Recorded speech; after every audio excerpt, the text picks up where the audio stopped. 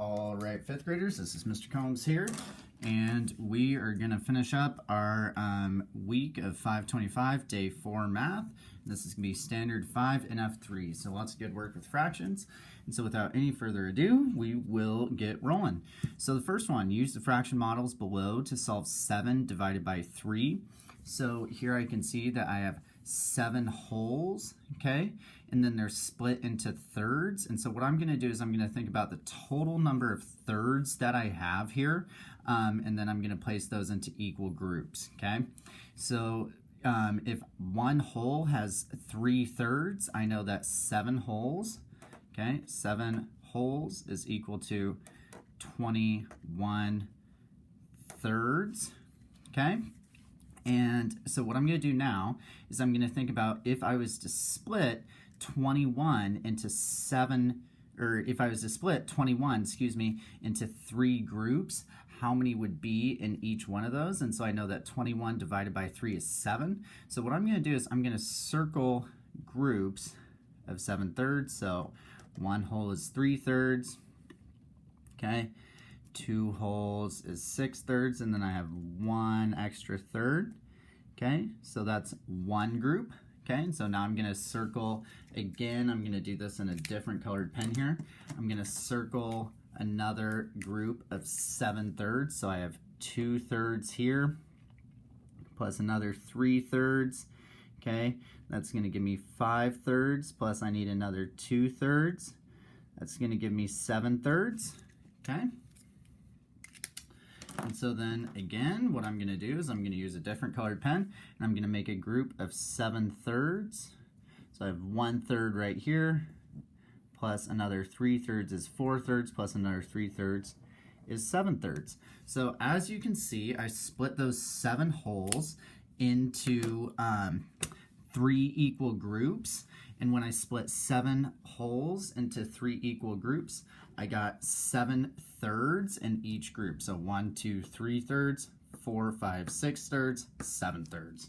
Another way that's really easy that we can just think about this is I know that fractions are essentially division. So if I'm doing 7 divided by 3, okay, my dividend, is going to be my numerator, okay? And then my divisor is going to be my denominator, okay? And so I know that 7 divided by 3 is the same thing as 7 thirds, and we proved that here when we had 7 wholes and we split them up equally, okay? And in each one of those groups, we had 7 thirds. So our answer is going to be 7 over 3, or 7 thirds, okay? Our next one, we're going to keep moving. 6 runners, so I'm going to circle this, 6 runners divided 14 gallons of water evenly. How many gallons of water did each runner get? Use the grid below to show how you know, okay? So what I'm going to do for this one is I'm going to model again with this grid right here, and then we'll prove it with some kind of standard algorithm division. So the first thing I'm going to do is I'm going to look at how many total gallons I have represented in this grid. So I see I have 1, 2, 3, 4, 5, 6, 7. Okay, 2 groups of 7 is equal to 14. So what I'm going to do to model this is I'm actually just going to label with a different colored marker for each runner. So we have runner 1. And now we're going to have runner 2. Then we're going to have runner 3. And then now we're going to have runner 4. And now we're going to have runner 5. And now we're going to have runner 6. Okay, so what that represents here is that I know each one of these runners is going to at least get 1 full gallon. We'll see if we can give each runner another full gallon. Okay, so I'm going to do runner 1 again. I'm going to do runner 2 now, then runner 3, now runner 4, now runner 5, and now runner 6. Okay, so I see that each runner will at least get 2 full gallons of water. And so now what I'm going to think about is I have 2 holes left over here, and I need to split those 2 holes to make it to make each runner have an equivalent of split these 2 holes, into 6 equal groups, okay? So I'm gonna think about what times 2 is gonna equal 6. I know that 2 times 3 is gonna equal 6, so I'm gonna split these holes into thirds, okay? And so each one of those holes now is split into thirds, and so now we're gonna label it. So I have runner 1, runner 2, runner 3, runner 4, runner 5, and now runner 6, okay? And so what I'm gonna do to get my final answer using this representation is I'm just gonna look at the amount of gallons that one runner would get. So we're gonna use runner 1. So I see he has 1 whole gallon, he has another whole gallon, so that's gonna be 2 gallons. And then the tricky part right here is I'm gonna look at these guys again, and I want us to remember that each one of these right here is 1 whole, okay? So for example, this right here is equal to 1, okay? So I want us to think about the fraction of that whole that runner 1 would get. And I see that that runner 1 would get 1/3, okay? Right now I'm going to show you how to do this using our standard algorithm division. And so what I would do is I would do 14 divided by 6, okay? I know that 6 can't go into 1, but 6 does go into 14 2 whole times. 6 times 2 gives me 12, okay? 14 minus 12 gives me 2.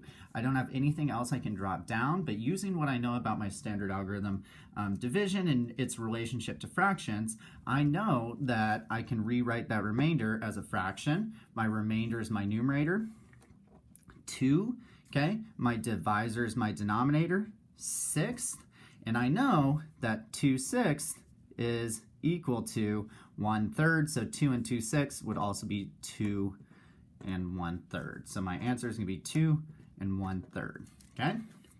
All right, we're gonna keep moving. So a jeweler used exactly 31 feet of chain. I'm gonna scoot that up so you guys can actually see, I apologize.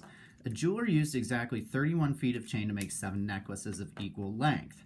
The jeweler thought that each necklace would be between 3 and 4 feet. Is she correct? Explain why or why not. So first thing I'm going to do, I'm going to annotate this problem again. 31 feet of chain to make 7 necklaces of equal length. They're all going to be the same. They thought they would be between 3 and 4 feet. Is she correct? Okay. So what I'm going to think about in this problem is what I'm splitting up. So I have 31 feet of chain to make 7 necklaces, okay? So 31 is going to be the number I'm dividing. I'm going to divide by 7, okay? And then we'll go from there, okay? So first thing I'm going to think about, 7 cannot go into 3, but 7 does go into 31, okay? 7 goes into 31 4 times. 31, 7 times 4 is 28. 31 minus 28.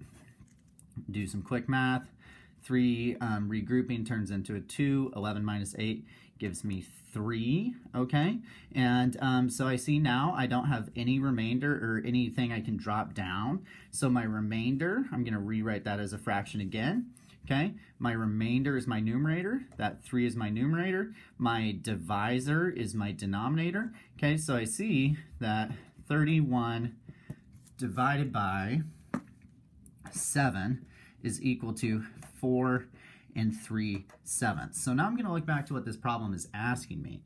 It says the jeweler thought each necklace would be between 3 and 4 feet. Is she correct? Explain why or why not. So she is not correct. So I would write in a complete sentence. She is not correct because 31 divided by 7 is equal to 4 3/7. Okay, and so I know that 4 3/7 is larger than 4. So that would be why she would not be correct. So we're going to keep moving for our final problem. Moses and Daniel, were trying to figure out whose skate ramps were longer.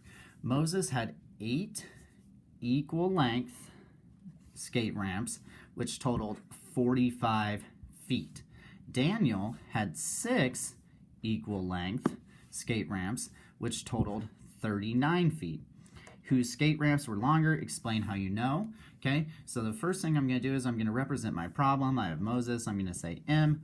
I have Daniel, I'm going to say D. Okay, so for Moses, what we're going to think about is we're going to think about what we're splitting up. So I'm going to take the total feet of his ramps and split it by the number of ramps. So what I'm going to do is I'm going to do 45 divided by 8.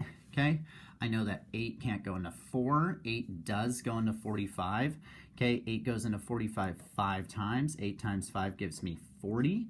Okay, 5 minus 0 gives me 5. 4 minus 4 gives me 0. So that's going to be 5. And then we're going to rewrite that remainder as a fraction. 5 and 5/8.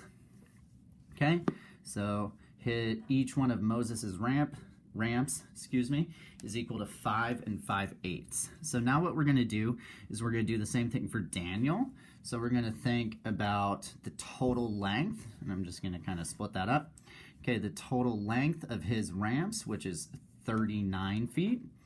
And we're going to divide that by 6, which is the total amount of equal length skate ramps that he has. So I know that 6 cannot go into 3. 6, however, does go into 39. 6 goes into 39 6 times.